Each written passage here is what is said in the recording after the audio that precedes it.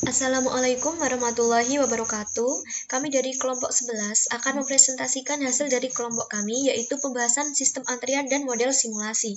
Sebelumnya, perkenalkan anggota kelompok kami. Yang pertama, ada Aulia Dwi Saputri dengan NIM 190512141008. Kemudian dengan saya sendiri, yaitu Alinda Ayu Prameswari dengan NIM 190512141012. Dan Aisyah Nungki Pristanti dengan NIM 190512141020. Oke, langsung saja ke bab 1 pendahuluan. Di latar belakang, kita sebagai makhluk sosial yang tentunya tidak terlepas dari peran serta orang lain dalam kehidupan, terutama ketika membutuhkan jasa orang lain dalam memenuhi kebutuhan hidup.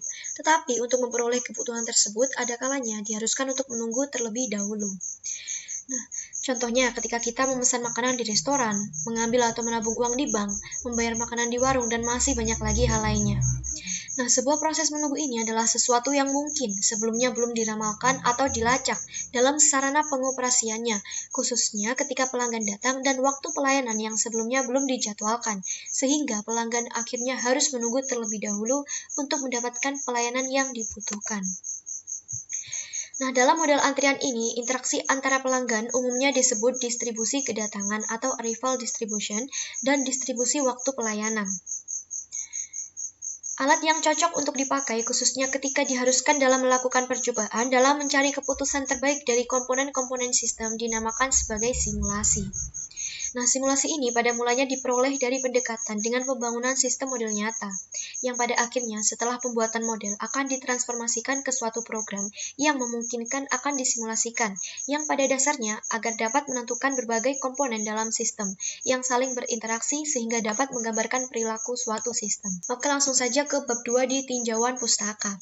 Di sini ada permodelan dan simulasi. Nah, model merupakan representasi yang biasanya berupa penyederhanaan untuk menjelaskan suatu objek. Wujudnya bisa berupa model fisik, model citra, atau rumusan matematis. Sedangkan sistem merupakan suatu kesatuan yang dihubungkan untuk memudahkan aliran informasi yang terdiri dari komponen atau elemen. Kemudian ada klasifikasi jenis dan model, dibedakan menjadi 3 jenis, yaitu model deskriptif, prediktif, dan model standar. Kemudian ada permodelan dalam sistem antrian. Dan ada juga komponen dan karakteristik model sistem antrian. Nah, sistem antrian ini terdiri dari 3 komponen, yaitu sumber masukan dan juga mode kedatangan dan antrian. Nama saya Aulia Dwi Saputri, NIM 008, yang akan melanjutkan presentasi dari Alinda, yaitu tentang metodologi dari sistem antrian. Dalam sebuah sistem antrian terdapat 5 macam jenis antrian yang biasa terjadi. Yang pertama ada FIFO, yaitu First In First Out atau FCFS. Layanan ini terjadinya menurut urutan kedatangan. Yang pertama maka akan diservis pertama. Yang kedua ada LIFO, yaitu Last In First Out, di mana layanan ini terjadi jika ada pelanggan yang datang terakhir namun akan dilayani pertama. Yang ketiga ada Zero, yaitu Service in Random Order, yaitu merupakan layanan eksekusi acak. Nah, contohnya yaitu servis di toko tanpa antrian. Nah, kemudian ada SOT, yaitu Shortest Operation Time, yaitu layanan orang yang membutuhkan waktu tercepat yang akan dilayani terlebih dahulu. Nah, kemudian yang terakhir ada PR, yaitu Priority. Nah, layanan ini mengutamakan pemberian layanan kepada individu dengan prioritas tertentu. Nah, kemudian selanjutnya ada struktur antrian. Terdapat 4 model struktur antrian yang umum terjadi pada suatu sistem. Yang pertama ada single channel, single phase, atau MM1II. Nah, saluran tunggal ini berarti hanya ada satu jalur yang memasuki sistem layanan. Nah, satu tahap berarti hanya ada satu layanan. Nah, yang kedua ada single channel multiphase atau MMSII. Nah, istilah multiphase ini berarti pelaksanaannya itu 2 atau lebih layanan secara bersamaan dan berurutan. Contohnya yaitu tempat cuci mobil. Yang ketiga ada multi-channel single phase atau MM1IF. Nah, fase sistem multisaluran ini terjadi kapan saja dari 2 atau lebih fasilitas layanan yang dialirkan oleh satu antrian. Contohnya yaitu teller bank. Kemudian yang terakhir ada multi-channel multiphase atau MMSFI. Nah, sistem multi-channel multiphase ini memiliki beberapa fasilitas layanan di setiap tahap, sehingga dapat memberikan layanan kepada lebih dari satu orang. Kemudian selanjutnya yaitu adalah pembahasan dari studi kasus sistem antrian.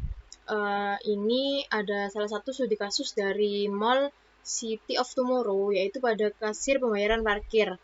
Nah, metode yang digunakan dalam sistem tersebut yaitu adalah first come first serve atau FCFS, atau sama aja dengan FIFO, yang mana pertama kali datang maka akan pertama kali dilayani juga. Dan juga menggunakan struktur antrian yang menggunakan model single channel single phase dengan model 1 yaitu MM1II. Karena hanya ada satu server atau pelayan yang melayani pemarkir. Kemudian data yang diperoleh yaitu pada pukul 8 sampai 9 yaitu 68 pelanggan, pada pukul 9 sampai 10 yaitu 134 pelanggan, pada pukul 10 sampai 11 yaitu 187 pelanggan, pada pukul 11 sampai 12 yaitu 159 pelanggan, dan juga pada pukul 12 sampai pukul 1 siang yaitu 72 pelanggan. Dan jika dijumlah yaitu ada 620 pelanggan. Kemudian jumlah rata-rata tiap 1 jam atau lambda yaitu 620 dibagi 5 sama dengan 124 pelanggan per jam. Kemudian waktu rata-rata pelanggan atau mu yaitu 2,5 menit atau 150 detik per jam. Kemudian dari sejumlah data yang kita ketahui tadi dapat diketahui bahwa tingkat kegunaan bagian kasir pembayaran parkir pada Cito Surabaya atau U sama dengan pakai rumus lambda per mu yaitu 124 per 150 sama dengan 0,8267. Nah, kemudian rata-rata bagian pelayanan sibuknya yaitu ada 82,67% dari waktu kerja sistem kasir pemarkir pada Cito Surabaya ini. Kemudian yang B yaitu jumlah pelanggan rata-rata dalam antrian dengan menggunakan rumus Elki, yaitu rumusnya yaitu lambda kuadrat dibagi mu dalam kurung mu min lambda. Nah, ini juga didapat sebuah hasil yaitu 3,94 pelanggan dalam 22,5 menit. Nah, jadi jika dibuat per jam maka 3,94 atau 3,93 ini dikali 60 per 2,5 yaitu 94,32 pelanggan tiap jamnya. Kemudian jika ingin mengetahui jumlah rata-rata dalam sistem menggunakan rumus L sama dengan lambda per mu min lambda, yaitu didapatkan dengan hasil 4,76 pelanggan dalam 2,5 menit. Nah, jika dibuat per jam maka hasilnya yaitu 114,24 pelanggan tiap jamnya.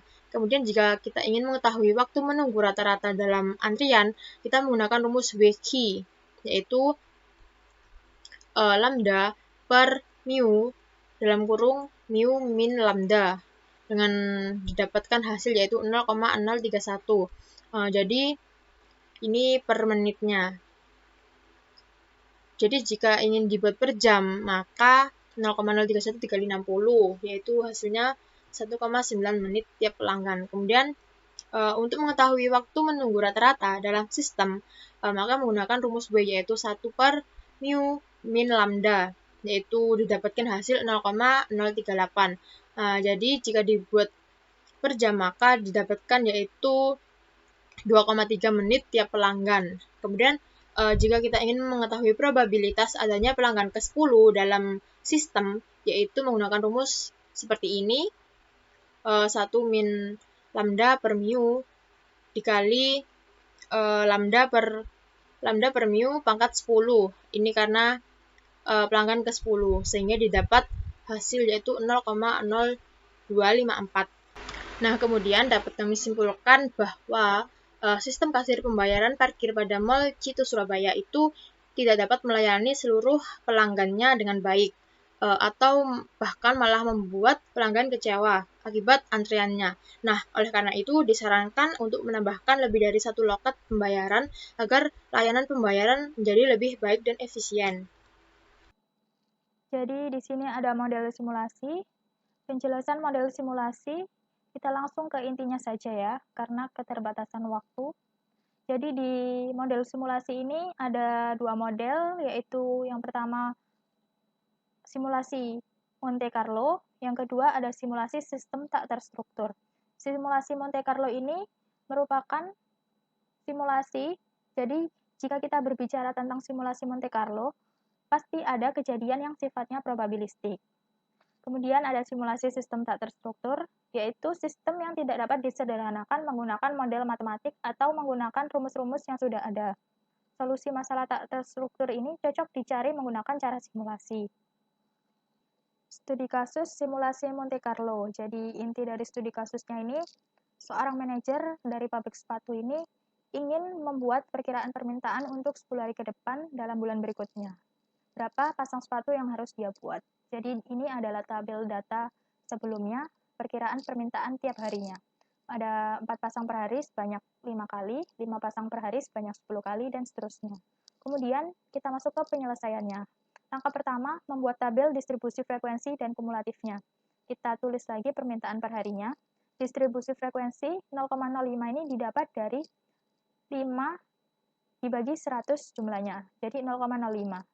0,1 ini didapat dari 10 dibagi 100, jadi 0,1, dan seterusnya. Kemudian yang distribusi kumulatif, ini ada 0,05. 0,05 ini didapat dari distribusi frekuensi yang paling awal. Kemudian yang 0,15 ini didapat dari 0,05 ditambah 0,1, yaitu 0,15. 0,30 didapat dari 0,15 ditambah 0,15, dan seterusnya. Kemudian, langkah kedua, membuat angka penunjuk batasan. Kita tuliskan permintaan per harinya, distribusi kumulatifnya kita tuliskan kembali, penunjuk batasannya 0,05, penunjuk batasannya yaitu 00 hingga 5, kemudian 0,15, penunjuk batasannya 6 hingga 15, dan seterusnya. Kemudian langkah ketiga, diberikan 10 bilangan acak yang mewakili banyaknya permintaan dalam 10 hari ini. Sudah diketahui bilangan acaknya, kemudian kita cari, menyusun hasil permintaan per harinya. Ini, hari permintaan sudah didapat hasilnya seperti ini. Saya contohkan yang hari pertama, ini ada 7 pasang, didapat dari 0,57, kita buat jadi 57. 57 ada di penunjuk batasan 631 hingga 60. Hasilnya kan 7 pasang. Kemudian yang 5 pasang itu didapat dari 0,12, yaitu 12. 12 itu ada penunjuk batasannya 6 hingga 15. Di ini, 5 pasang ini. Seperti ini, didapat hingga hari ke-10. Kemudian, studi kasus simulasi sistem tak terstruktur. Pada catatan masa lalu menunjukkan sebuah posko pengamanan penerima panggilan darurat antara 0 hingga 6 per hari. Seperti ini tabel probabilitasnya. Ini ada tabel jenis panggilannya, yang ringan itu 0,3, sedang 0,56, berat 0,14. Di sini, jika ringan itu 2 petugas, jika sedang dikirim 3 petugas, dan jika berat dikirim 5 petugas. Penyelesaian langkah pertama yaitu menyusun interval angka acak atau random sesuai distribusi probabilitasnya. Ini kita tulis panggilannya, probabilitas kita tulis, kumulatif sama caranya seperti tadi, 0,05 didapat dari probabilitas paling awal, 0,17 didapat dari 0,05 ditambah 0,12. Kemudian kita ke interval angka random, 0,05 didapat dari 00 hingga 04. Interval angka randomnya 0,17 yaitu 05 hingga 16. Di sini ada tabel simulasi jenis panggilan. Kita tentukan probabilitas kumulatifnya yaitu 0,3 juga sama 0,3 karena awalnya. Kemudian 0,86 itu 0,3 ditambah 0,56 dan seterusnya. Interval angka randomnya 0,3 yaitu 00 hingga 29 dan seterusnya. Langkah kedua, menyusun tabel simulasi dengan angka-angka random selama 10 hari. Seperti tabel ini ya, sudah didapat seperti ini. Jenis panggilannya yang sedang itu kita ingat yaitu 3, yang ringan itu 2. Jadi kalau di total ini ada 9, dan seterusnya. Kita hitung hingga hari ke-10. Jadi hasil simulasi di atas menunjukkan bahwa rata-rata panggilan darurat yang ringan itu ada 1, sedang 1,2, yang berat 0,5. Jadi, jumlah maksimum petugas yang harus disiapkan sebanyak 14 petugas. Kesimpulan dan saran model simulasi. Jadi, model simulasi Monte Carlo ini digunakan untuk membuat perencanaan di suatu perusahaan. Jadi, ini tuh sangat membantu seorang manajer dalam membuat perencanaannya. Jadi, cukup sekian presentasi dari kelompok kami. Kurang lebihnya mohon maaf. Wassalamualaikum warahmatullahi wabarakatuh.